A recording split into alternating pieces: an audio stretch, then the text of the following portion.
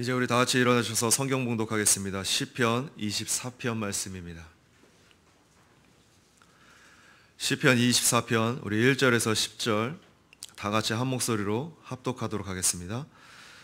땅과 거기에 가득 찬 것과 세상과 그 안에 사는 사람들은 다 여호와의 것이다. 이는 그분께서 바다의 기초를 놓으시고 강들의 것을 세우셨기 때문이다. 여호와의 산에 오를 사람이 누구며 그 거룩한 곳에 설 사람이 누구냐? 곧 손이 깨끗하고 마음이 청결하며 자기 생각을 헛된 것에 두지 않고 거짓으로 맹세하지 않는 사람이다. 그는 여호와께로부터 복을 받으며 그의 구원의 하나님께로부터 의를 받을 것이다. 이런 사람은 여호와를 찾는 족속이며 야곱의 하나님의 얼굴을 구하는 사람이다. 셀라. 문들아 너희 머리를 들어라. 영원한 문들아 들어라. 영광의 왕께서 들어가실 것이다. 이 영광의 왕이 누구시냐? 강하고 용맹하신 여호와시니 전쟁에서 용맹하신 하나님이시다. 문들아 너희 머리를 들어라. 영원한 문들아 들어라. 영광의 왕께서 들어가실 것이다. 이 영광의 왕이 누구시냐? 만군의 여호와께서 영광의 왕이시다. 셀라. 아멘. 자리에 앉겠습니다. 우리 계속해서 우리 시편 편집자의 의도에 따라서 22편부터 24편을 연결된 시로서 우리가 그 내용들을 좀 살펴보고 있습니다. 그래서 시편 22편에서 24편이 바로 그리스도의 죽으심과 부활과 승천의 사건을 중심으로 한 시들이라는 것을 우리는 계속해서 내용을 살펴봅니다. 자, 그리스도의 죽으심과 이 부활을 통해 신자들은 자신들의 목자가 되신 주님을 따르는 삶을 살게 됩니다. 다시 말해서 성령께서 지금 이스라엘의 노래하는 자 다윗에게 역사하셔서 탄식하는 노래인 22편을 쓰게 하시고, 이어서 십자가를 통과한 자만이 바로 평화롭고 목가적인 23편의 시를 노래하고, 그리고 위엄과 승리의 노래인 바로 오늘 본문인 시편 24편을 쓰게 하셨다는 것입니다. 그래서 본시는 하나님과 이스라엘이 맺은 언약의 상징인 언약궤 예루살렘 안치의 쯤에 바로 찬양을 통하여 넓게는 성육신하사 자기 백성들 가운데 임마누엘로서 역사하심으로 임재하셨던 성자 예수 그리스도의 임재를, 그리고 좁게는 예수 그리스도의 십자가 구속 순환을 위한 예루살렘 입성민 부활 승천 후에 하나님 나라에서의 만왕의 왕으로서 즉위하심까지 예언하고 있는 형식상 찬양시면서도 내용적으로는 바로 메시아에 대한 예언의 시입니다. 오늘 하나님으로부터 신정왕국의 통치자로 임명받은 다윗이 자신을 선민의 통치자로 삼으신 하나님의 언약을 상징하는 언약궤를 지금 예루살렘으로 모시면서 하나님의 그 백성을 대표하여 하나님을 찬양하는 내용의 본시는 바로 세 부분으로 크게 나누어져 있습니다. 먼저 1절부터 2절은 하나님의 만물 창조 역사와 그분의 전 우주적 주권을 찬양하는 부분이고요. 3절부터 6절은 여호와의 성산에 거하면서 여호와를 경배할 복받을 자의 자격을 선포하는 부분입니다. 그리고 마지막 7절부터 10절은 영광의 왕을 위한 찬양을 선포하는 부분입니다. 오늘은 그래서 이 세 구조를 중심으로 세 가지 핵심된 내용을 제가 전하겠는데요. 첫 번째 구조 1절 2절에서는 바로 창조주이신 하나님께서 만물의 소유자가 되시는 이유에 대하여, 그리고 두 번째 구조 3절부터 6절에서는 여호와의 산에 오를 사람이 누구인지, 즉 거룩하신 하나님 앞에서의 예배자의 반응과 하나님을 찾고 구하는 자가 누리게 되는 그 복을 말씀드리고요. 마지막 세 번째로 7절부터 10절에서는 이러한 복을 누리는 자가 승천하신 영광의 주님을 찬송해야 함이 오늘 핵심입니다. 자, 그래서 오늘 말씀의 제목을 영광의 왕을 찾고 구하는 자의 찬송이라는 제목으로 하나님의 말씀 전하겠습니다. 자, 먼저 우리 1절부터 2절에서 다윗은 바로 여호와의 소유권을 강조한 다음에 그 소유권이 미치는 범위를 나열하고 있습니다. 그 범위는 지금 땅뿐만이 아니라 거기 충만한 것에도 미친다는 것입니다. 여기서 땅은 단순히 우리가 지형적으로서의 그 땅을 의미하는 것이 아니라 바로 하나님이 창조하신 모든 창조 세계를 대표하는 그러한 단어로 쓰여지고 있습니다. 지금 다윗이 땅과 거기에 가득 찬 것과 이 단어를 통해 말하고자 하는 것은 표면적으로는 하나님께서 창조하신 우주의 그 삼라만상을 지칭하기 위함이지만, 이 단어의 의미를 감안할 때 하나님의 창조가 결코 어떻게 부족함이나 결핍함이 없이 필요한 모든 것으로 충만하게 차고 넘치는 그 상태에 있는 것을 강조한다는 것입니다. 그래서 하나님의 손길이 미치지 않는 곳이 없고요. 어느 곳, 어떤 장소뿐만이 아니라 그 모든 세계 안에 있는 그 피조물, 그 생각까지도 하나님께서는 다 아우르고 계시는, 다 지켜보고 계시는, 다 다스리시는 그 하나님의 충만함을 말씀합니다. 자, 그리고 세상과 그 안에 사는 사람들은 다 여호와의 것이다. 이 표현을 통해서 특히나 모든 인간이 하나님의 소유라는 사실을 강조하고 있는 것입니다. 여기서 세상은 앞서 그 삼라만상을 포괄하는 창조세계 전체를 염두에 둔 땅이라는 표현과 달리 생존이 가능한 땅, 즉 인간이 거주하는 곳이라는 의미가 있습니다. 땅은 변하지 않는 것이고요, 움직이지 않는 것에 대한 상징입니다. 인간의 입장에서는 너무나도 거대하여 움직일 수 없는 이 땅을 창조하신 분이 바로 하나님이시기에 이 땅의 주인도 바로 하나님이심을 지금 창조되신 그 하나님을 노래하며 시작합니다. 자, 그런데 뉴스를 통해서도 아시겠지만 최근에 LH 사건도 그렇고 이 정부가 들어서면서 부동산 투기를 잡겠다고 집은 거주의 목적이지 투기의 대상이 아니라면서 온갖 정책을 펼치지만 오히려 그럴수록 집값은 더 뛰기만 하고, 그죠? 그 안에 깃들어져 있는 사고가 무엇입니까? 이 땅, 그죠? 이 집은 내 것이라는 거예요. 하나님의 것이라는 그 인식이 아니라 우리가 살고 있는 이 땅은 내 영역, 마치 땅 따먹기 하듯이 끊임없이 그 자신의 욕심 가운데 그 재산을 불리고 땅에 대한 온갖 투기를 하는 그 목적의 중심은 내 것이라는 그 사상 안에서 계속해서 발동된다는 거예요. 하나님을 주인으로 모시고 살지 않는 인생은 그렇다 치더라도 신앙생활을 한다고 말하는 교인들도 하나님의 이름으로 부동산 장사를 하고 투기를 조성하는 그 시대 가운데 우리가 살고 있습니다. 잘못된 목적과 동기를 가지고 제가 이렇게 투자해서 번 돈으로 교회에 헌금하겠습니다, 내가 복권에 당첨하면 이만큼 헌금하겠습니다. 아니죠. 하나님이 이 땅에 돈으로 움직이시고, 그죠? 그 돈이 없다고 해서 하나님의 참된 교회가 망하고 흥하게 되는 그런 원리가 아니잖아요. 자기 안의 욕심을, 그 정욕을 하나님의 이름으로 포장하는 것에 불과하다는 것입니다. 이러한 사고가 교회 안에 많이 하다 보면 전에는 어떻습니까? 주식이든 복권이든 다 같은 원리에서 그것을 죄로 여기면서 부끄러워하고 그걸 당연히 하면 안 되고 사면 안 된다는 것이 너무나도 당연한 분위기였는데, 얼마 전 제가 기독교 TV에서 그 간증하는 프로그램인데 크리스천 전문 주식가가 딱 나와서 청년들에게 재테크라는 이름을 미화시키는 그 방송을 잠깐 본 적이 있습니다. 요새 지금 분위기가 그렇잖아요. 세상에서 분위기가 20대 30대 청년들이 돈만 있으면 어떻게 해요? 온통 지금 주식에 투자를 합니다. 땀 흘려 버는 직업, 열심히 성실하게 살아가는 그런 직업군에 대해서는 뭔가 세상에서는 좀 더 부족한, 뭔가 답답한 인생으로 평가를 합니다. 이 세상에서는 오히려 그런 사람들을 바보 취급하고 있어요. 오히려 그렇게 주식 투자하든 어떤 한탕주의 같은 그런 것들을 법의 테두리 안에서 마치 정당화시키려는 그 사고의 흐름 가운데 우리 청년들이, 젊은 사람들뿐만 아니라 모든 사람들의 그 사고 안에 이상한 생각들을 지금 불어넣고 있어요. 그래서 유튜브를 보면 주식을 분석해주는 유튜버가 인기 유튜버고요, 예능에서도 자연스럽게 주식 투자 비슷하게 컨텐츠를 각색해서 어린이들의 사고에 이미 그 어린아이들부터 주식에 대해서 좋은 이미지를 갖게 만듭니다. 온갖 환상을 품게 만들어요. 쉽게 돈 버는 법, 부자가 되어서 외제차를 몇 대 끌고, 그런데 한편에 주식을 해서 인생을 망치고 쫄딱 망한 그런 어두운 면은 다루지 않습니다. 오늘 이렇게 세상과 그 안에 사는 사람들조차 모두 다 하나님의 것임에도 불구하고 마치 자기가 주인인 양 착각하는 이들에게 다윗은 지금 창조주이신 하나님으로서 이 시를 시작하고 있다는 것. 따라서 이는 사람에게 삶을 영위하는 허락하신 그 하나님의 은혜와 관련된 표현으로 인간이 하나님의 은혜와 돌보심으로 살아가고 있음을 상기시켜 준다고 말할 수 있습니다.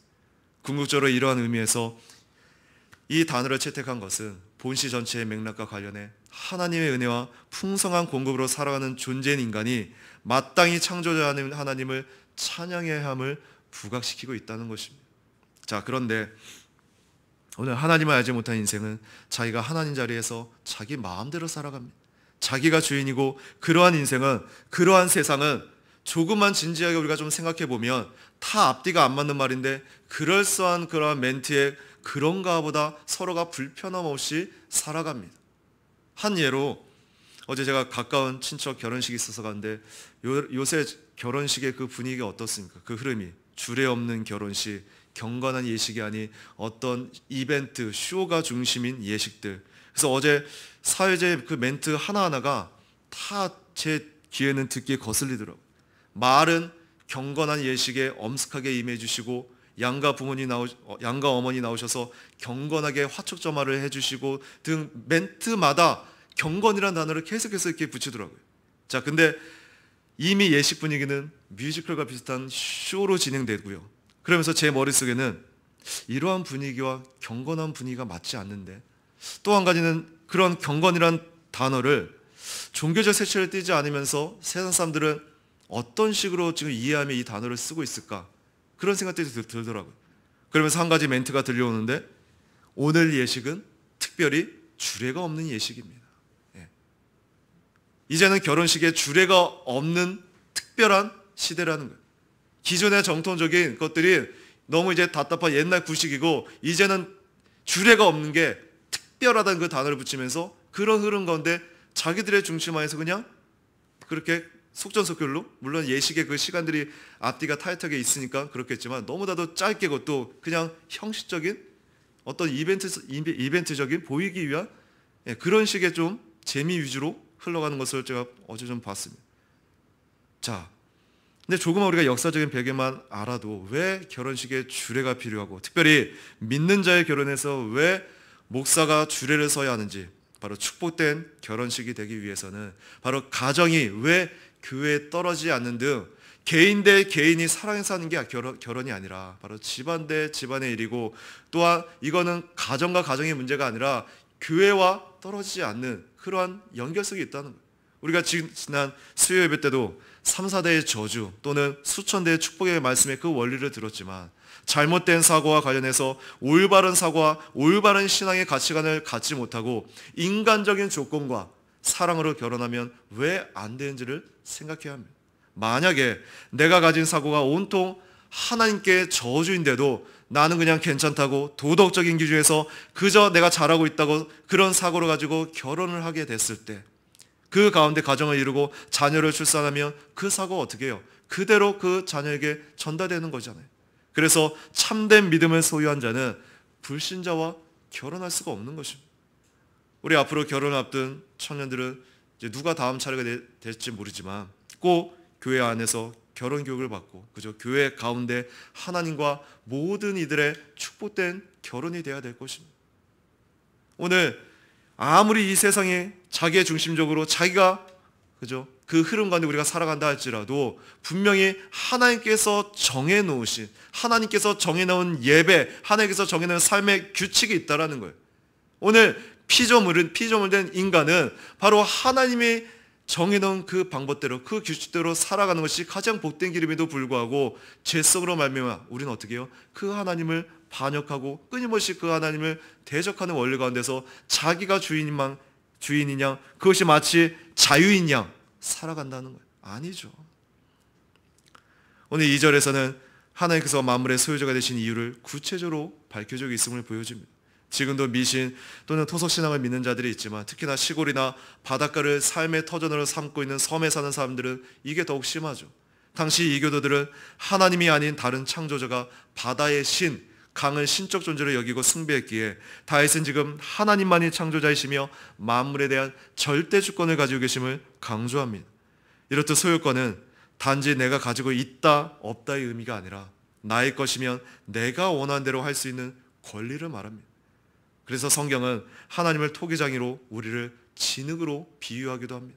토기장이는 진흙으로 자신이 원하는 모양으로 만들 수 있습니다. 심지어는 만든 것에 마음에 들지 않으면 깨트려 버릴 수도 있는 권한이 있습니다.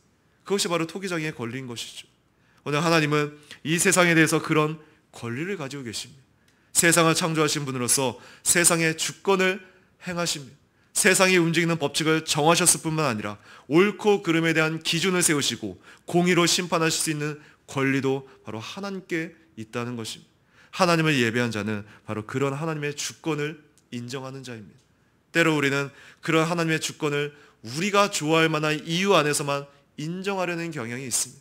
내가 원하지 않던 일, 좋아하지 않는 일이 생기면 상황이 내가 원하는 대로 바뀌어가지 않으면 그것은 마치 하나님의 주권과 관계없는 것처럼 생각합니다. 그러니까 그 안에 화가 나는 거예요. 내 뜻대로 안 되니까, 내 마음대로 안 되니까, 그죠? 거기에 짜증이 일어나고 불평이 일어나고 화가 일어난다고. 모든 일이 합력해서 선이 이루어지는 그 모습을 내가 보지 못하면 하나님의 주권은 딴 사람의 이야기가 됩니다. 자, 그러나 그렇지 않죠. 그분의 선하심이나 인자하심, 사랑, 은혜와 같은 우리가 좋아할 만한 이유들을 제외하고도 그분의 주권은 내가 좋아하든지 좋아하지 않든지 인정받아야 마땅하다라는 거예요. 물론 내가 인정한다고 해서 하나님이 주권자가 되는 것은 아닙니다. 그거와 상관없이 하나님은 그 존재 자체만으로 주권자이시며 스스로 모든 것을 만족하시는 하나님이 충족성을 우리는 알고 있습니다. 다만 그것이 우리의 마땅한 반이라는 거예요. 뭐예요? 창조되신 그 하나님을 인식하며 그 주권자를 인정하며 마땅히 피조물 된 위치에서 하나님 앞에 모든 영광을 돌리는 것이 우리의 반응인 것입니다. 그래서 이제 3절부터 6절에서 다윗은 여호와께서 인간에게로 시선을 돌립니다. 이런 단락은 여호와의 산에 오르며 그 거룩한 곳 설자가 누구인지에 대한 질문에서 3절의 질문과 4절에서의 대답과 그리고 5절에서의 약속과 6절에서의 재확인으로 지금 구성되어 있습니다. 오늘 이러한 단락에서 지금 3절은 누가 여호와의 산에 오르며 그 거룩한 곳에 설자인지를 질문하고 있습니다. 여기서 여호와의 소유이며 여호와의 거하시는 산을 의미하는 이 여호와의 산이라는 표현이나 여호와를 위하여 깨끗하게 구별된 곳을 의미하는 그 거룩한 곳이라는 표현은 모두 하나님의 언약궤가 있는 시온산을 나타내는 표현입니다. 따라서 이곳에 오를 자와 설 자는 곧 하나님을 예배하는, 하나님께 예배를 드린 자를 표현하고 있다는 거예요. 여러분, 하나님은 그래서 창조주시며 피조물인 인간과 다르다는 것입니다. 그냥 차이만을 말하는 것이 아닙니다. 하나님은 전능하시지만 피조물은 그렇지 않다는 것을 말하는 것입니다. 하나님은 모든 것을 아시지만 피조물은 그렇지 않습니다. 그분은 언제나 오르시지만 피조물은 그렇지 않습니다. 그분은 언제나 선하시고 거룩하시고 죄가 없으시지만 피조물은 그렇지 않습니다. 하나님이 피조물과 다르다는 것은 피조물보다 월등히, 사실 비교해서도 안 될 정도로 뛰어난 존재라는 것을 의미합니다. 그것은 우리가 넓은 의미에서 하나님의 거룩하심이라고 말합니다. 성경은 우리의 이해를 돕기 위해서 신인 동용론적 표현으로 하나님을 인간처럼 표현할 때가 있습니다. 하나님이 마치 손이 있으신 것처럼, 입이 있으셔서 말씀하시는 것처럼 표현할 때가 있습니다. 하지만 그런 것은 말 그대로 비유적인 표현일 뿐입니다. 하나님은 우리와 같지 않으십니다. 기본적으로 보이는 형상이 없다는 것조차 우리의 이 머리로서는 제대로 이해할 수 없습니다. 한번 솔직히 한번 생각해 보세요. 우리가 하나님을 이 땅에서 부분적으로 알게 하나님이 영이시라는 것이 제 머리로서는 온전히 이해가 되지 않습니다. 영원이라는 그 단어를 우리가 들었을 때, 영원성, 우리가 하나님의 속성을 배우고 그렇게 어느 정도 지금 그 의미들을 알고 있지만, 여러분, 그런 이 의미, 하나님의 속성 하나하나를 여러분들 곰곰이 한번 생각해 보세요. 그 지식적인 거 가지고 그 본질적인 하나님을 우리가 다 알 수 있나요? 우리는 알 수 없습니다. 어떤 우리의 인간의 그 단어를 사용하고 표현에 있어서 극히 제한된 그 의미를 가지고 하나님을 우리는 알 뿐이라는 거예요. 시간이 존재하지 않는 것이 무슨 말인지 이해되십니까? 무죄가 정말로 어떤 상태인지가 상상이나 되냐고요. 하나님은 우리가 결코 이해할 수 없는 유일하신 분이십니다. 다른 무엇에 비교될 수 없는 그러한 존재라는 거예요. 하나님은 그렇게 높으시고 위대하신 분입니다. 이 단어를 제가 표현하고 있지만, 위대하다는 말을 표현하고 있지만, 이 말로서도 하나님을 다 담아낼 수가 없다고요. 자, 그런데 그 하나님 앞에 예배자가 지금 어떻게 반응해야 합니까? 누가 그런 하나님 앞에 나아갈 수 있습니까? 지금 예배자의 마땅한 반응은 바로 하나님께서 요구하시는 것이기도 합니다. 바로 하나님께 나아가는 사람은 거룩을 추구하는 사람이고 의롭다함을 얻는 사람이며 바로 하나님을 찾는 사람입니다. 그래서 4절에서 하나님 앞에 누가 나갈 수 있는가, 이 질문에 대해서 답변을 하고 있습니다. 먼저 다윗은 손이 깨끗한 자라고 밝힙니다. 여기서 손은 개인의 구체적인 삶의 방식과 그와 관련된 활동을 상징하는 표현입니다. 이사야는 죄와 폭력으로 얼룩진 사람의 상태를 가리켜 너희의 손에 피가 가득함이니라 그렇게 말하고 있습니다. 따라서 손이 깨끗하면 이 말은 모든 활동에 있어서 남에게 해를 끼치지 않는 자, 곧 사회적으로 개인적 삶에 있어서 흠이 없고 나무랄 데가 없이 깨끗한 자를 가리킵니다. 이처럼 여호와에 대한 예배자의 조건에 손이 깨끗한 자가 거론되는 것은 여호와에 대한 신앙은 바로 개인적으로 거리낄 것이 없는 성결한 삶, 사회 공동체 안에서 선을 행하고 덕을 끼치는 윤리적인 삶과 결코 무관하지 않다는 것입니다. 이는 여호와께서 당신을 예배하기 위해 올라오는 자들에 대해 사회적으로 윤리적인 면에서 당신의 그 거룩한 성품에 부합되는 성결하고도 성숙한 삶을 살 것을 기대하는 의미가 깃들여져 있는 것입니다. 두 번째로 마음이 청결하며 자기 생각을 헛된 것에 두지 않는 자입니다. 즉 마음의 청결은 자기 생각을 헛된 것에 두지 않을 때 유지되는 것입니다. 자, 그렇다면 자기 생각을 헛된 것에 두지 않는다, 이게 무슨 의미입니까? 헛된 것은 바로 우상 숭배를 가리킵니다. 하나님이 아닌 다른 어떤 것에 그 온 마음을 향한다면 그것은 곧 우상 숭배입니다. 즉 그 마음이 하나님에게만 향해 있어서 삶에서도 청결한 자를 말하고 있습니다. 여호와의 산에 오르며 그 거룩한 곳에 설 자는 우상 숭배를 하지 않는 자, 하나님과의 관계도 올바르고 그래서 다른 사람과의 관계도 올바로 선 사람을 말하고 있습니다. 하나님의 거룩하심을 닮아가며 삶의 거룩을 추구한 자가 하나님을 예배할 수 있는 자입니다. 세 번째로 거짓을 맹세하지 않는 사람입니다. 이스라엘 백성들은 자신들의 말의 진실성을 입증하기 위해 하나님의 이름으로 종종 맹세하는 일이 있었습니다. 그러나 거짓 맹세한 자들은 하나님의 거룩한 이름을 자기의 악한 목적을 성취하기 위해 남용하는 그 죄악을 서슴지 않았습니다. 이는 단순한 말의 실수가 아니라 하나님을 두려워하지 않고 자기의 악한 목적을 성취하기 위한 의도적인 범죄라고 할 수 있습니다. 이런 자는 결코 하나님의 거룩한 백성의 반열에 포함될 수 없으며 이들이 드리는 예배를 하나님이 받지 않으십니다. 자, 오늘 여기 하나님께 예배드릴 수 있는 자격, 조건, 이 세 가지를 완벽하게 지킬 수 있는 자가 과연 누가 있습니까? 오늘 이러한 조건을 주님께서 율법의 강요로 말씀하십니다. 내 마음을 다하고 목숨을 다하고 뜻을 다하고 힘을 다하여 주 너희 하나님을 사랑하라 하신 것이요, 둘째는 이것이니 내 이웃을 내 자신과 같이 사랑하라 하신 것이라. 이보다 더 큰 계명이 없느니라. 우리가 지금 수요일에 기독교 강연을 듣고 있지만 십계명의 원리가 무엇입니까?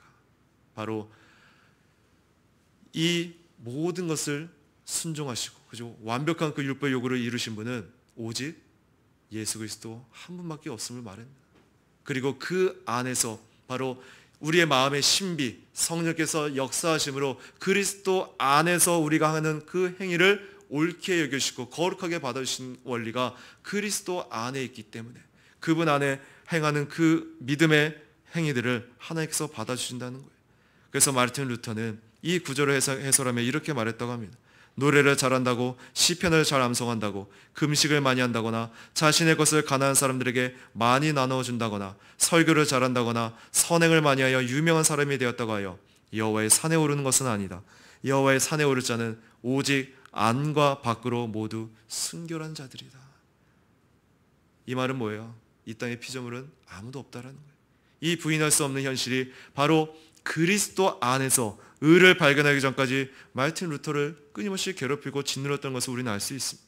이렇게 자기 안에 내재된 의만을 바라보고 그 의를 통해 하나님께 나아간 자는 깊은 절망감에 빠질 것입니다. 그러나 어느 날 루터는 로마서 1장 17절에 의인은 믿음으로 살 것이다, 그 말씀을 통하여 영광의 복음을 깨닫고 그의 인생의 전환점을 맞이하게 됩니다. 이처럼 5절에서 바로 그는 여호와께로부터 복을 받으며 그의 구원에 하나님께로부터 의를 받을 것이다. 의롭게 여김을 받은 자의 복과 하나님께로부터의 의는 인간이 경험할 수 있는 복 가운데서 가장 근본적이며 큰 복임을 우리에게 말씀합니다. 그래서 7절 이하로 모든 죄인의 유일한 소망이 되시는 영광의 왕 그리스도를 주목하게 한다는 것입니다. 우리 주 예수 그리스도는 여호와의 산에 오르실 수 있었습니다. 그분의 손은 깨끗하고 마음이 청결하시기 때문입니다. 그러므로 우리도 믿음으로 그분의 형상을 닮아간다면 우리 역시 하늘나라로 들어갈 수 있는 그 길이 그리스도로부터 열려졌다는 것입니다.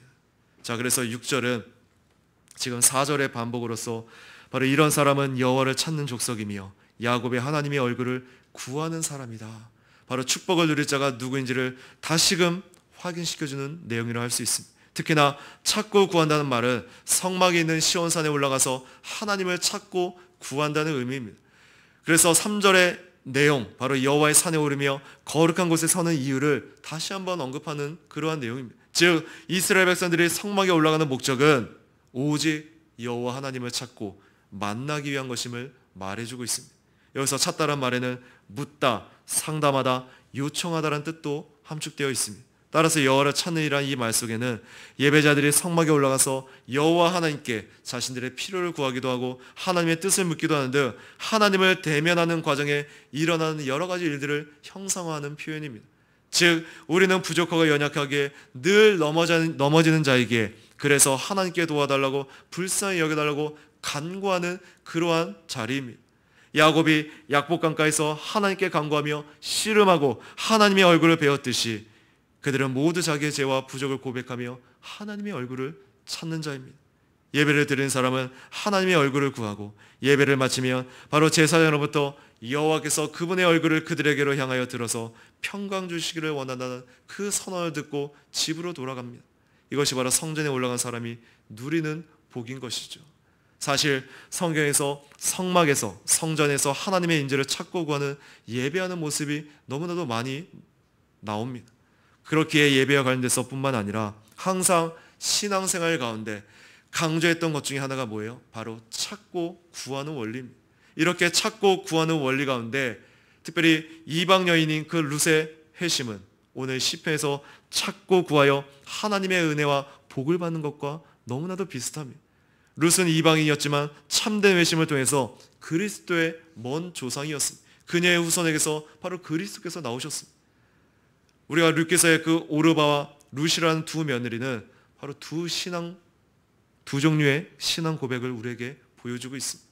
오르바는 처음에는 어땠습니까? 믿음을 고백하고 신앙생활을 잘하는 것 같다가 도중에 포기하는 사람으로, 룻은 건강하고 진지한 믿음을 끝까지 유지하는 사람으로 각각 대표합니다. 우리가 알다시피 그 나오미가 모압 땅에서 이스라엘 땅으로 돌아가려 할 때 오르바와 룻 모두 처음에는 어땠습니까? 그녀와 함께 가겠다고 그렇게 말합니다.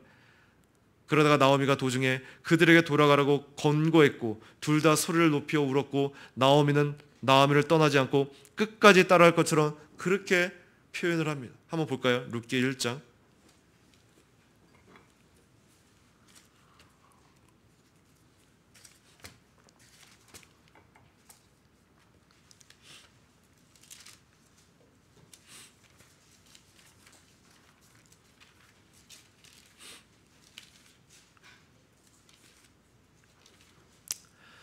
우리 10절입니다. 자, 룻기 1장 10절 같이 읽겠습니다. 나오미에게 말하기를 우리가 반드시 어머니와 함께 어머니의 백성에게로 돌아가겠습니다 하므로. 자, 그러자 나오미가 뭐라고 얘기합니까? 내 딸들아 돌아가라. 그들은 크게 슬퍼했고 오르바는 어때요? 발길을 돌려 돌아갑니다. 그러나 룻은 뜻을 굽히지 않았고 더 큰 시험에 직면했지만 굴하지 않습니다. 그래서 14절에 보면 룻은 시어머니를 붙잡았다, 이런 표현을 지금 하고 있습니다. 지금 나오미가 그런 그녀에게 다시 어떻게 말합니까? 15절에 나오미가 말하기를 보아라, 내 동서는 자기 백성과 자기 신들에게로 돌아갔으니 너도 내 동서를 따라 돌아가거라 하니. 바로 이 말 뒤에 룻의 굳센 그 결심을 보여주고 있습니다. 그녀는 이스라엘의 하나님을 위해 또 그분의 백성 가운데 속하기 위해 나오미를 따르기로 굳게 결심합니다. 그래서 16절에 룻이 말하였다. 저에게 어머니를 떠나고 어머니를 따르지 말며 돌아가라고 강요하지 마십시오. 어머니께서 가시는 곳에 저도 가고 어머니께서 주무시는 곳에 저도 자겠습니다. 어머니의 백성이 저의 백성이며 어머니의 하나님이 저의 하나님이십니다. 지금 룻은 하나님을 위해 그렇게 결심합니다. 나중에 그녀의 행동은 매우 용감한 행동으로 언급되는 것을 볼 수 있습니다. 한번 볼까요? 뒷장에 룻기 2장입니다. 룻기 2장 11절 12절 같이 읽습니다. 보아스가 그 여자에게 대답하여 말하였다. 내 남편이 죽은 후에 내가 시어머니에게 행한 모든 것과 내가 내 부모와 고국을 버리고 이전에 알지 못했던 백성에게로 온 것을 내가 자세히 들었다. 여호와께서 내가 한 일을 보답하시기를 바라며 여호와 이스라엘의 하나님께서 그분의 날개 아래 보호를 받으러 온 내게 풍성하게 보상해 주시기를 바란다. 아멘. 지금 룻은 하나님의 날개 그늘 아래 안식하기 위해서 그 부모와 고향을 떠났습니다. 보아스가 바라는 대로 그녀는 지금 온전한 상급을 받습니다. 그녀의 영혼에 즉시 신령한 축복이 임했고요. 내세의 영원한 상급이 주어졌을 뿐만이 아니라 보아스의 가족이 되어 풍요롭고 형통한 삶을 영위합니다. 더욱이 하나님은 그녀의 후손 가운데 다윗과 솔로몬을 일으켜 이스라엘의 왕으로 삼으시고 예수 그리스도께서 그녀의 후손으로 태어나게 하시어 세상 모든 가족이 복을 받게 하셨다는 거예요. 오늘 룻처럼 그들의 하나님이 나의 하나님이 되고 그들의 백성이 나의 백성이 되겠다고 굳게 결심하며 찾고 구할 때, 오늘 6절의 본문에서 여호와를 찾는 족속이며 야곱의 하나님의 얼굴을 구해야 될 그 이유를 우리가 5가지로 좀 짧게 살펴볼 수 있습니다. 첫째로는 바로 그들의 하나님은 영광의 하나님이시기 때문입니다. 이는 7절 이하에서도 시인이 밝히고 있는 점이기도 합니다. 무한히 영광스럽고 탁월하신 분은 오직 하나님 한 분뿐입니다. 그분은 우리가 두려워하며 찬양해야 될 지극히 높으신 하나님이요 온갖 기이한 일을 행하시는 거룩하고 영광스러우신 하나님이십니다. 그분의 이름은 온 땅 위에 뛰어나고요, 그분의 영광은 온 하늘보다 더 높습니다. 신들 중에 하나님과 같은 분이 아무도 없습니다. 하늘에서는 하나님과 비교할 자가 아무도 없고요, 권세자 중에서도 하나님과 같은 분은 아무도 없습니다. 하나님은 전능하신 분이고 영광의 왕이시며 강하고 위대하며 전쟁에 능하신 주여 견고한 바위이십니다. 그 하나님을 모든 것을 다스리시고요, 무엇이든 원하는 대로 하실 수 있는 우리의 소유를 주관하고 그죠? 역사하시는 하나님이십니다. 그래서 하나님은 죽이기도 하고요, 살리시기도 하시고 무덤에 내려가기도 하시고 거기에 올라오기도 하시며 가난하기도 하시고 부하기도 하십니다. 땅의 기둥들이 바로 하나님의 것들입니다. 그들의 하나님은 무한히 거룩하신 하나님이심을 우리에게 보여줍니다. 그래서 하나님만큼 거룩한 존재는 어디에도 없으며 그분은 무한히 선하고 은혜로우십니다. 다른 사람들이 신으로 섬기고 경배하는 우상들은 모두 다 잔인합니다. 그들은 영혼들을 해치는 악한 영입니다. 그러나 하나님은 은혜 베푸시기를 좋아하십니다. 용서하시기를 기뻐하시는 분입니다. 그분의 은혜는 무한하고 영원히 지속됩니다. 그분의 사랑은 그 자체 곧 사랑의 바다여 무한한 원천이십니다. 둘째로 그분의 백성은 지극히 행복하고 탁월한 백성이기 때문입니다. 하나님은 그들을 새롭게 하시고 그들에게 자신의 형상을 새겨주십니다. 하나님은 그들을 자신의 거룩함에 참여케 하십니다. 그들은 천사들이 보기에 지극히 사랑스러울 뿐만이 아니라 영원히 은혜로 아름답게 장식된 덕분에 하나님이 보시기에도 말로 다 할 수 없는 가치를 지닙니다. 그래서 하나님의 백성이 세상에서 가장 탁월하고 행복한 사람인데, 이는 그들이 하나님으로 선택한 하나님이 그들의 아버지가 되시기 때문입니다. 그분이 죄를 모두 용서하신 덕분에 그들은 그분과 평화를 누릴 수 있습니다. 하나님은 그들에게 자녀의 특권을 허락하십니다. 그들이 하나님께 헌신한 것처럼 하나님도 그들에게 헌신하십니다. 하나님께서 그들의 구원이요 분깃이 되십니다. 능력과 은혜만이 아니라 그분의 모든 속성이 그들의 것이 되게 하십니다. 진정으로 구원의 은혜를 찾는 자들은 하나님의 백성의 일원이 된다는 것이 얼마나 소중한지를 깨닫는 자들입니다. 그래서 하나님이 자신의 백성들을 돌보시고 약속하신 것을 끝까지 이루어지는 것을 알고 있는 자들, 그래서 기생 라합은 여리고 왕의 말보다는 하나님의 백성을 돕는 것을 선택했고요, 또한 룻은 자신의 고향 땅을 등지고 여호와의 백성이 있는 베들레헴으로 간 것입니다. 오늘 하나님이 그들과 함께 하신다는 이유 한 가지만으로도 죄와 우상을 버리고 그분의 백성이 된 사람들을 따르겠다고 결심하기에 충분합니다. 그래서 스가랴 8장 23절에는 만군의 여호와께서 이렇게 말씀하신다. 그날에는 말이 다른 이방 사람 10명이 유다 사람 하나의 옷자락을 붙잡고 우리가 함께 가자, 하나님께서 너희와 함께 계시단 말을 우리가 들었다라고 할 것이다. 그러므로 자연인이라면 하나님께로 돌아간 이들의 옷자락을 붙잡고 그들을 따르겠다고 굳게 결심해야 되고요, 신앙 안에서는 더욱 은혜를 현재 맛보고 풍성히 누리는 성숙한 이들을 붙잡고 함께 교제하며 따르겠다고 결심해야 합니다. 즉 은혜를 사모하는 자들은 은혜의 원리를 알고 있는 자들의 도움을 받고자 할 것입니다. 이는 우리가 마치 탁구나 배드민턴이나 그 테니스 등 상대적인 운동을 해보면 언제 그 못하는 사람이 실력이 자라나게 됩니까? 상대방이 나보다 실력이 비슷하거나 못하면 잘하질 않습니다. 나보다 실력이 좋고 잘하는 사람과 겨루다 보면 어느 순간에 그 사람과 비슷한 실력으로 내가 갖추게 되는 거예요. 즉 교제를 통해서 내가 성장을 원한다면 그들과 함께하면서 하나님을 아는 지식과 그리스도 아는 지식, 그것들을 은혜를 맛보고 있는 자들과 끊임없이 내가 교제하며 그들과 대화를 나눌 때 함께 내가 공급받으며 내가 자라나게 되어 있다는 거예요. 그래서 성도의 교제는 조금 믿음이 성숙한, 믿음이 강한 자가 연약한 자를 끌어줘야 되고요. 또한 연약한 자는 부단히 자기 주변에서 항상 우리가 유유상종이라는 말이 있잖아요. 그죠?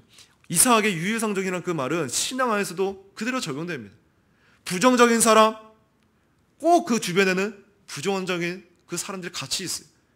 한번 생각해 보세요. 부정적인 사람들끼리 서로 하나님 얘기하고 신앙 얘기 한다 한들 잘 하지도 않겠지만 한다 한들 다 왜곡된 부정적인 그런 신앙으로 얘기할 텐데 그 안에서 뭐 서로 그죠 지지고 볶고 마치 도토리 키재기 하듯이 그 안에 뭐가 잘함이 있겠습니까? 오늘 그런 자들이 있다면 지금 현재 은혜를 맛보고 있는 풍성함을 맛보고 있는 자들을 빨리 찾아가서 그들과 대화하며 교제를 나누셔야 돼요. 물론 그렇지 못하기에 연약한 자들과 함께 어울리겠죠. 그렇다면 믿음이 강한 조금이라도 내가 은혜를 받고 있는 자가 먼저 그저 다가가서 그들을 또 끌어주시는 것이 성도의 교제의 원리 안에 그 깃들여져 있는 것입니다. 그래서 교회 안에서 그죠 우리는 연약한 자를 함께 끌어주고 그렇죠 한 지체의 원리 안에서 부단히 서로를 돌아보면서 그것이 바로 성도의 교제 안에 깃든 성격이라는 거예요. 그래야 자라나게 되어 있습니다. 셋째로 그들의 하나님과 그분의 백성 외에는 그 어디에서도 진정한 행복을 발견할 수 없기 때문입니다. 이 세상에는 신과 주로 일컬어지는 것이 너무나 많습니다. 어떤 사람들은 쾌락을 신으로 섬기고요. 어떤 사람들은 재물을 신으로 섬깁니다. 또 어떤 사람들은 스스로 뛰어나고 여기는 것이나 이웃들보다 좀 우월해 보이는 것을 신으로 숭배합니다. 사람들은 제각기 그런 신으로 자신의 신을 결정하며 살아갑니다. 그러나 인간은 이스라엘의 하나님 외에는 그 어디에서도 행복을 찾을 수 없습니다.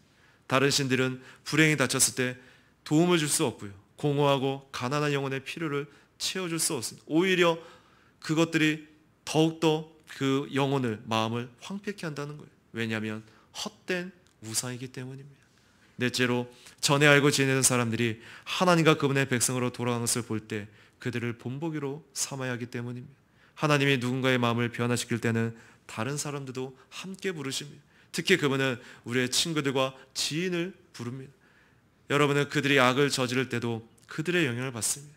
그런데 그들의 인생에서 가장 현명한 결정을 내리고 지금까지 한 일 중에서 가장 훌륭한 일을 선택했을 때 그들을 본받지 않는다면 어떻게 되겠습니까? 회심하여 죄에서 떠나고 하나님께 돌아가 하나님을 섬기는 것이 인생에서 가장 지극히 큰 복임을 깨달아야 될 것입니다. 다섯째로 하나님께 돌아와 그분의 백성 가운데 속한 사람들을 끝까지 따르겠다고 굳게 결심한 이유는 그렇게 하기가 매우 어렵기 때문입니다. 오늘 여러분의 정욕을 죽여서 없애고 모든 악한 욕구와 성향을 십자가에 못 박아 영원히 죄와 작별해야 됩니다. 그러나 문제는 우리의 정욕은 다양하고도 강렬하다는 거예요. 죄는 매우 사랑스럽고 당연하게 보입니다. 죄와의 결별은 잠시 동안은 죄를 삼갈 수는 있고 부분적으로는 그리 어렵지 않게 그 정욕을 억제할 수도 있습니다. 그러나 죄를 완전히 끊고 가장 좋아하는 정욕을 온전히 포기하는 일은 가슴을 찢는 듯한 아픔을 느끼게 합니다. 하나님께 돌아간 자들을 따라가려면 그런 아픔, 자기 부인을 감수해야 된다는 거예요. 그냥 따라갈 수 없습니다. 그래서 십자가를 지는 그 삶, 내면과 외면에 끊임없이 자기의 그 부인이 되지 않으면 우리의 이 정욕은 어느 순간 내 마음의 중심을 자리 잡고 또 세상을 향해서 내 생각들이 마음이 그쪽으로 향하게 만든다는 거예요. 그래서 우리는 부단히 하나님의 그 은혜를 은혜의 방편에서 제가 지금 첫째, 둘째, 셋째 결심을 한다, 찾게 된다 이런 원리를 얘기하지만 이 결심하는 것이 우리가 알미니안식의 그런 의지의 결단이 아니잖아요. 하나님의 은혜 안에서 그리스도 안에 있는 자는 성향적으로 부단히 하나님을 은혜들을 말씀들을 찾게 되는 그러한 결단이 결심이 그 의지들이 일어나게 된다는 거예요. 오늘 가만히 있는다고 마치 감나무 밑에서 그 감이 떨어지기를 바라는 듯이 신앙생활하는 그 모습은 결코 올바른 신앙이 아닙니다. 하나님의 은혜를 내가 경험했습니까? 그 하나님의 속성을 내가 깨달았습니까? 더욱더 그 하나님을 알고자 찾고 구하게 된다는 거예요. 오늘 6절의 말씀으로 이런 사람은 여호와를 찾는 족속이고 야곱의 하나님의 얼굴을 구하는 사람이다. 멈출 수 없다는 것입니다. 가만히 있을 수 없다는 것입니다. 그래서 오늘 이렇게 찾고 구하는 원리는 우리가 해야 될 그 일 최선을 다해서 인내하며 행하겠다는 확고한 결심, 흔들리지 않는 굳건한 마음의 그 태도가 필요합니다. 그래서 마태복음 11장 12절에서 천국은 침노를 당하나니 침노한 자는 빼앗느니라고 말씀합니다. 하나님께 굴복되어 하나님이 정하신 그 수단 아래에 들어가는 것은 은혜 때문에 죄인들은 천국의 그 소중성을 알게 됩니다. 그래서 그것을 얻기 위해서 있는 힘을 다해서 돌진하여 들어가는 것입니다. 이것이 바로 하나님의 은혜의 효과로 나타나는 것이죠. 또한 6절의 이 족속이란 말은 세대라는 의미가 있는데 문맥상 이 단어는 하나님과 교제하는 것과 관련해 그것이 세대에 이어 지속되고 반복되어야 한다는 것을 말해주고 있습니다. 즉 이 표현 가운데 시대가 지나도 변함없이 계속되어야 될 하나님을 향한 예배와 교제의 이 지속성은 끊이지 말아야 됨을 우리에게 말해줍니다. 그리고 하나님의 얼굴을 구하는 자란 바로 1차적으로 하나님께 자비와 긍휼, 도우심을 구하는 자라는 의미를 지니고 있습니다. 그러나 이는 동시에 하나님의 성품을 알고 하나님과 대면한 삶을 살아가는 것과 관련해서 하나님의 자비로우시고 긍휼하신 성품, 온전하신 인격에 부합되게 살아간다는 그 의미를 함축하는 것이라고 말할 수 있습니다.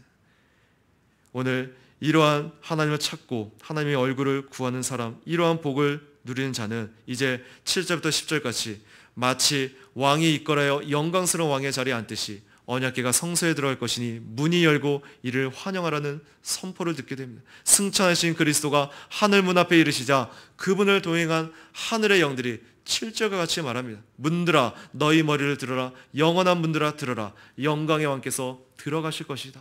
여기서 들어라, 이 든다는 말은 4절 5절에서 헛된 대로 마음을 들지 않는 사람이 여호와의 복과 의를 받는다고 했는데 여기서는 문이 위를 향하여 머리를 든다고 말합니다. 이렇게 같은 단어를 사용함으로써 단순히 문이 하늘을 향하여 머리를 든다는 것이 아니라 이 시편을 부르는 사람이 그들의 마음을 바로 하늘을 향하여 들도록 인도한다라는 거예요. 영광의 왕이란 말은 존귀와 위엄이 가득한 왕, 권세와 능력이 있으신 분이라는 뜻입니다. 이는 하나님을 묘사하는 표현으로서 바로 구약 성경이 여호와 하나님을 영광의 왕으로 묘사하고 있는 것은 바로 신정왕국의 진정한 왕은 여호와 하나님이시며 이 왕의 특징은 영광으로 표현될 수밖에 없기 때문입니다.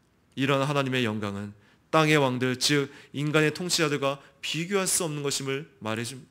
이는 인간 통치자들의 영광은 그 모두가 제한적이고 상대적인 것이지만 만왕의 왕이신 하나님의 영광은 절대적이며 영원한 것이기 때문입니다. 이에 문 안에 있는 천사들 역시 그리스도를 알기에 그분의 위엄과 영광을 경배하며 이렇게 화답합니다. 8절에 영광의 왕이 누구시냐?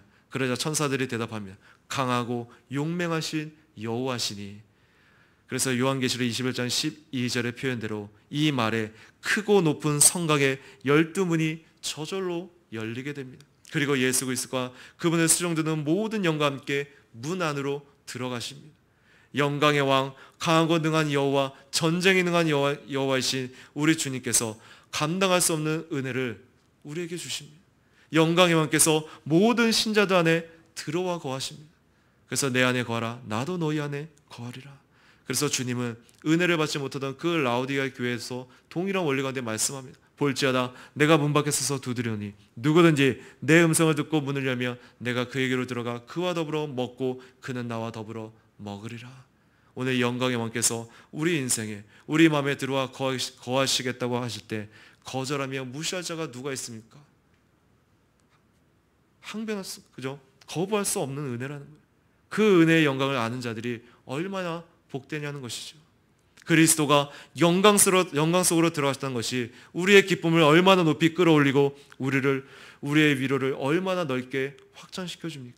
그리스도에 대한 모든 광경이 영광스러운 그 자체라는 것입니다.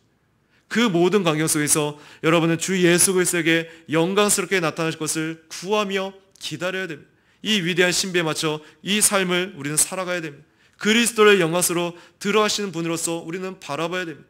그러면 오늘 여러분의 마음속에서도 똑같은 그 영광의 불꽃을 발견하게 될 것입니다. 그것이 우리를 변화시키는 광경이죠. 그래서 고린도서 3장 18절에 그 원래대로 주의 영광을 그저 우리가 거울을 보는 것 같이 볼 때 그와 같은 형상으로 변화해서 영광에서 영광에 이르는 그 주님의 영으로 말미암는 그 역사가 바로 하늘의 승천하신, 지금도 보좌 우편에 앉아서 그 영광 가운데 임하시고 우리에게 중보하시는 그 사역의 결과를 우리는 이 땅에서 맛보게 될 것입니다.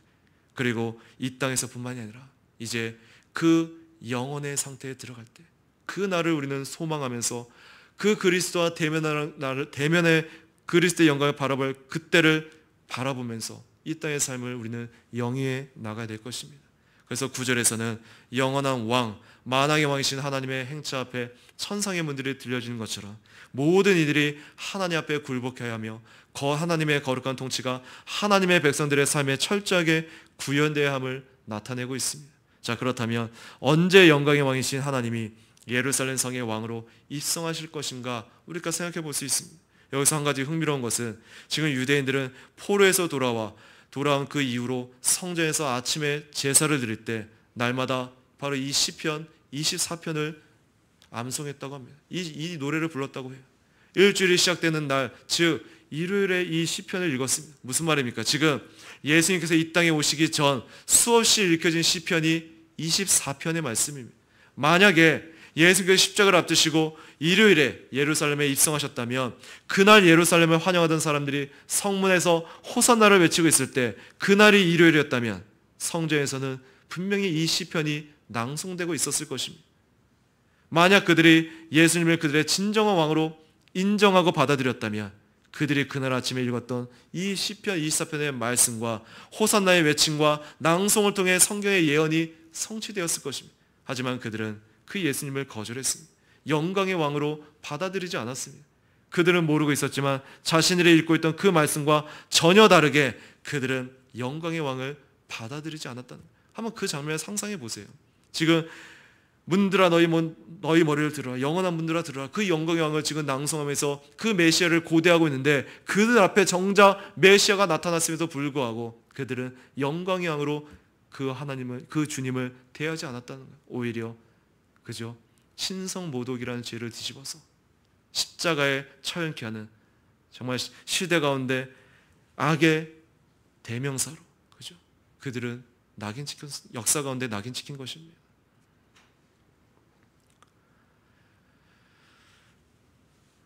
여러분, 그래서 하늘의 문이 들려지고 모든 이들이 그 거룩하신 임재와 영광 앞에 굴복되는 역사는 바로 예수 그리스도의 십자가의 죽으심과 부활을 통해 이미 이루어졌고 장차 영광의 재림을 통해 온전히 이루어질 것입니다.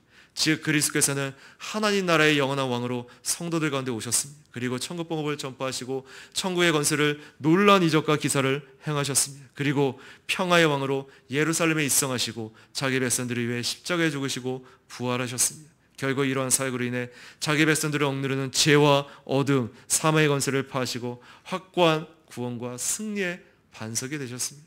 그러므로 성부 하나님께서는 예수 그리스도에게 모든 이름 위에 뛰어난 이름, 구원과 승리의 이름을 주시고 그를 모든 권세와 능력을 지닌 만왕의 왕으로 세우셨습니다. 그리고 당신의 택한 그 종들을 통해 복음이 땅끝까지 전파되도록 하셨습니다. 궁극적으로 그리스도께서 말씀하신 대로 이 땅 가운데 다시 오셔서 당시의 능력과 영광이 얼마나 위대한 것인지를 드러내시며 만국을 심판하시고 세세토록 통치하실 것입니다. 이러한 그리스도의 통치 앞에 누구도 대항할 수 없을 것입니다.